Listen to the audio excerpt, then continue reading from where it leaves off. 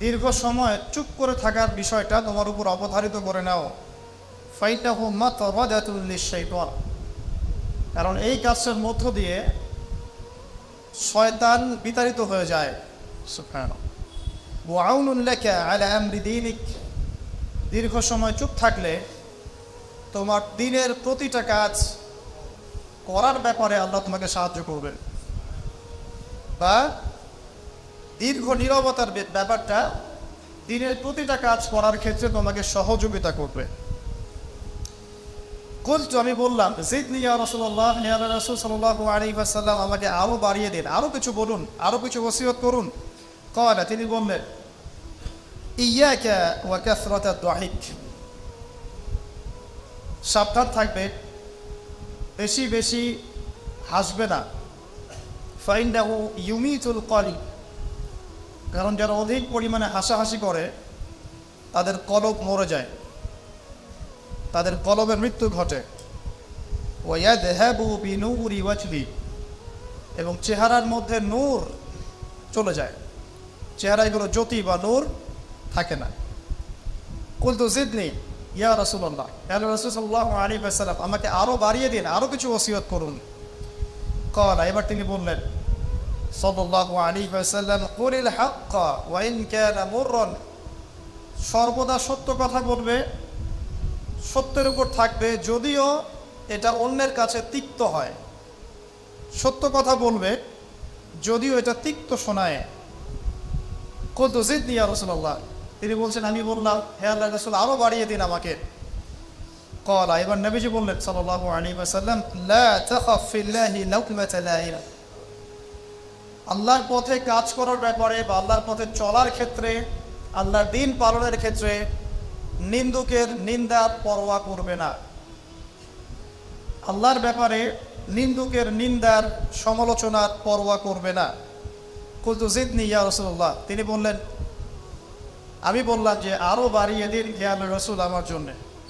নবী করিম সাল্লাল্লাহু আলাইহি ওয়াসাল্লাম বললেন, ক্বাল লিয়াহজুসকা আনিন নাস মা তা'লামু মিন নাফসিক, যখন মানুষের ব্যাপারে তোমার নেগেটিভ কোনো মন্তব্য করতে হয় বা কারো ব্যাপারে যদি নিন্দা করতে চাও, এরকম ইচ্ছা জাগে মনের মধ্যে, তাহলে আগে চিন্তা করবে যে এই দোষটা তোমার মধ্যে আছে কিনা।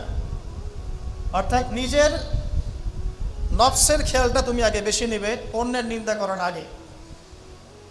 রাওয়াহুল বাইহাকি, হাদিসটা এসেছে বাইহাকি শরীফের মধ্যে ফি শুআবুল ঈমান, এবং মিশকাতুল মাসাবিহের মধ্যে এসেছে হাদিসটা 414 এবং 415 পৃষ্ঠায়।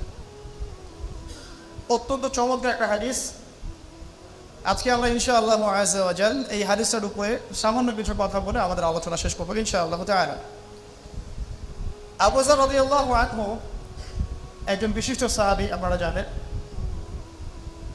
যার ব্যাপারে নবী করিম সাল্লাল্লাহু আলাইহি ওয়াসাল্লাম বলেছিলেন, আবু যর, তুমি খুব নরম মানুষ, তাই কখনো দায়িত্ব চেয়ে নিও না, কারণ তোমার উপরে যদি দুইজন মানুষের দায়িত্ব দেয়া হয়, তোমাকে যেন ছুরিবিহীন জবাই করে দেয়া হবে। আবু যর রাদিয়াল্লাহু আনহু খুব আধ্যাত্মিক নরম মনের মানুষ ছিলেন। তিনি নবী সাল্লাল্লাহু আলাইহি ওয়াসাল্লামকে খাস করে বলছেন, এটা আমভাবে নয়, আমি যেমন আমভাবে সবার উদ্দেশ্যে কথাগুলো বলছি, এভাবে আমভাবে নবীজি এই কথাটা তাকে বলেন, বরং খাসভাবে বলেছেন, পার্সোনাল নসিহত, ইন্ডিভিজুয়ালি বলেছেন। তিনি বলছেন, হে আল্লাহর রাসূল, আমাকে কিছু নসিহত করো, কিছু ওসিয়ত করো। ওসিয়ত কি জিনিস? যেমন কেউ চলে যাওয়ার আগে ওসিয়ত করে, বাবা ইন্তেকাল করছে তার আগে ওসিয়ত করে, মাকে দেখিস, হ্যাঁ বন্ধুদের খোঁজ খবর রাখিস, সন্তানদের ব্যাপারে খোঁজ খবর রাখিস, ইত্যাদি। এটা ওসিয়ত করা, মানে যে কথাগুলো আমরা অক্ষরে অক্ষরে পালন করতে চাই, প্রতিশ্রুতি ব্যক্ত করি, এরকম কথা, কনভারসেশন। একটু চিন্তা করেন, নবী করিম সাল্লাল্লাহু আলাইহি ওয়াসাল্লাম যদি আপনাকে আমাকে খাস করে কোনো জায়গায় ডেকে নিয়ে কথাটা বলতেন, কেমন হতো? মনে করেন নবী সাল্লাল্লাহু আলাইহি ওয়াসাল্লাম জীবিত আছেন বা আমরা তার সাক্ষাৎ পেয়েছি, আর আমরা কেউ একজন আমাদের মধ্যে গিয়ে থেকে বললেন, ইয়া রাসূলুল্লাহ, আমাকে কিছু নসিহত করেন, আমাকে খাস করে কিছু ওসিয়ত করেন। তখন এই ওসিয়তগুলো স্পেশাল হবে, এবং আপনি আমি কখনোই চাইবো না জীবন চলে গেলেও এগুলোর কোনো একটা আমরা ছেড়ে দেই, তাই না? আবু যর রাদিয়াল্লাহু আনহু এই সুযোগটা নিয়েছেন। নবী সাল্লাল্লাহু আলাইহি ওয়াসাল্লাম বলছেন প্রথম যে উসিকা বিতাকওয়াল্লাহ, আমি তোমাকে সর্বপ্রথম ওসিয়ত করছি তুমি আল্লাহকে ভয় করবে। তাকওয়া কি জিনিস? নবীজি বলছেন ফাইন্নাহু আযয়ানু লিয়ামলিকা কুল্লি, এই তাকওয়াটাই সমস্ত কাজের সৌন্দর্য বর্ধন করবে তোমার জীবনে। তুমি যত কাজ করবে প্রত্যেকটা কাজ যদি আল্লাহকে ভয় করে করো, প্রত্যেকটা কাজ তোমার জীবনের সৌন্দর্য বর্ধন করবে ইনশাআল্লাহ তাআলা। খুব সংক্ষিপ্ত আকারে বলতে পারি, আল্লাহ রাব্বুল আলামিনের তাওহীদের সাথে কাউকে শরীক না করা, এক কথায় আল্লাহর সাথে শিরক না করার নাম তাকওয়া। ঠিক আছে? আল্লাহ এক, আল্লাহ অদ্বিতীয়, তিনি মহাবিশ্বের স্রষ্টা, আমাদের স্রষ্টা, সৃষ্টিকর্তা, পালনকর্তা, রিজিক দাতা, জীবন মৃত্যুর মালিক, বিধান দাতা। এই প্রত্যেকটা কনসেপ্ট আল্লাহর জন্য খাস করার নাম হচ্ছে তাওহীদ। আর এখানে যদি আমরা কাউকে সমকক্ষ দাঁড় করাই তাহলে শিরক হয়ে যাবে। এই শিরকটা তিনভাবে হয়ে থাকে। মানুষ চিন্তার ক্ষেত্রে শিরক করতে পারে। কেউ যদি মনে করে মহাবিশ্বের কোনো স্রষ্টা নাই তাহলে শিরক করবে। কেউ যদি মনে করে স্রষ্টা আরও একজন আছে বা একাধিক আছে তাহলে শিরক করবে। কেউ যদি মনে করে যে আল্লাহ ছাড়া কেউ ইবাদত পাওয়ার যোগ্য, আল্লাহ ছাড়া অন্য কাউকে সেজদা করা যায়, নাউজুবিল্লাহ, আল্লাহ ছাড়া কেউ প্রয়োজন পূরণ করতে পারে, কেউ সন্তান দিতে পারে, কেউ কল্যাণ করতে পারে, কেউ অকল্যাণ করতে পারে ইত্যাদি, বা আল্লাহ ছাড়া কেউ বিধান দেওয়ার মালিক, এরকম কনসেপ্ট যার মনের মধ্যে আছে এটা হচ্ছে আকীদাগত শিরক বা চিন্তাগত শিরক।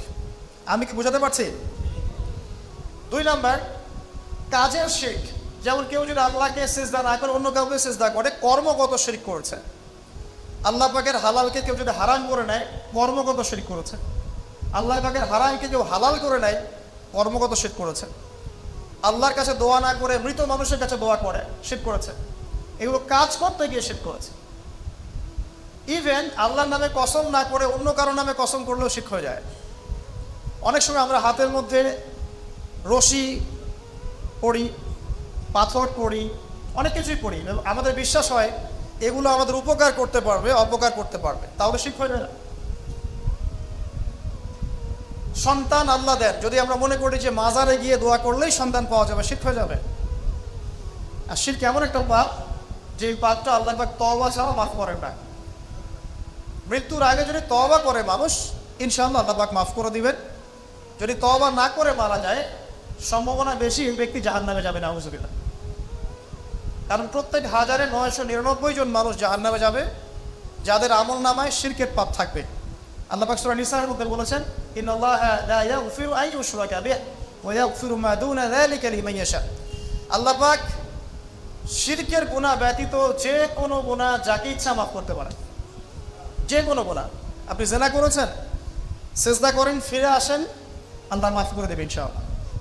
আপনি সুদ খেয়েছেন দীর্ঘদিন, সুদ থেকে ফিরে আসেন, দীর্ঘদিন মায়ের সাথে জিনা করেছেন সুদের মধ্য দিয়ে, তওবা করে ফিরে আসেন, আল্লাহ এখনই মাফ করে দেবেন ইনশাআল্লাহ। আপনি খুন করেছেন মানুষকে, যদি আপনি চিন্তা করেন যে আমার একটা অপরাধ হয়েছে এবং আপনি তওবা করে খালেসভাবে ফিরে আসেন, আল্লাহ মাফ করে দেবেন ইনশাআল্লাহ। ব্যভিচার করেছেন, বিবাহিত হওয়ার পরেও জিনা করেছেন, এই ব্যক্তির কিন্তু পৃথিবীতে বাঁচার আসলে কোনো অধিকার নাই।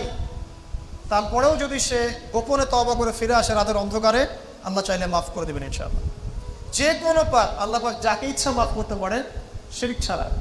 শিরক যদি তওবা না করে মারা যায়, বেশিরভাগ সম্ভাবনা হচ্ছে সে জাহান্নামে যাবে। আরেকটা ডেঞ্জারাস বিষয় হচ্ছে শিরক করে মারা গেলে কবরে মানরক্ষক উত্তর দিতে পারবে না।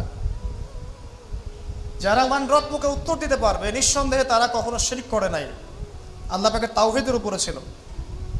আমরা শিরকের অনেক কিছু বুঝেছি, আধুনিক একটা শিরক বুঝি না। আধুনিক শিরক এটা